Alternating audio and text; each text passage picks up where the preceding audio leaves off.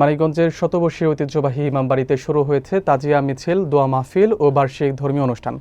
শনিবার সকাল থেকে দত্তপাড়া, বাজার রোড ও ইমামবাড়ি রোড এলাকায় ভক্ত ও আশিকানদের ঢল নামে। বিস্তারিত থাকছে মোবারক হোসেনের প্রতিবেদনে। প্রতি বছরের মতো এবারও পবিত্র মহরম উপলক্ষে ইমামবাড়ির খাদেমদের উদ্যোগে আয়োজন করা হয়েছে 10 দিনব্যাপী কর্মসূচি। প্রথম দিন অনুষ্ঠিত হয় কোরআন খানি, দোয়া মাহফিল ও মোনাজাত। ভক্তরা মানত করে দোয়া ও নফল নামাজ আদায় করেন। কেউ সুস্থতার জন্য, কেউ সন্তান লাভের আশায় মানত করেন বলে জানান আয়োজকরা।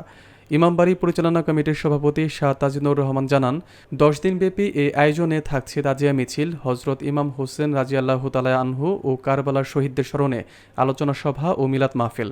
নিরাপত্তা নিশ্চিত করতে ইমামবাড়ি এলাকায় অস্থায়ী পুলিশ ক্যাম্প বসানো হয়েছে।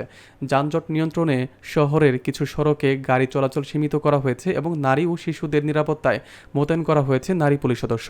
প্রায় 101 বছরের পুরনো এই ইমামবাড়ি আজও মানিকগঞ্জের ধর্মীয় সম্প্রীতি ও সামাজিক ঐক্যের প্রতীক।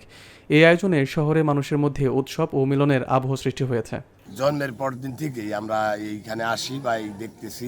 প্রায় 200 বছর আগে থেকে এই আহলে বায়াত পাক পাঞ্জাতনের প্রসার এই দায়িত্ব নিয়ে সুদূর ভারতবর্ষে থেকে আমার দাদা হজরত শাহ খলিলুর রহমান এই পূর্ব বাংলায় মহরম বা আহলে বায়াতের পাক পাঞ্জাতনের প্রসার নিয়ে উনি এই দেশে আসছে। এবছর 101তম মিছিলটি মানিকগঞ্জ অভিমুখে বিকাল 3টার দিকে রওনা হবে। আমরা আশা করছি এই মিছিলের মধ্যে প্রায় 50,000 লোক থাকবে।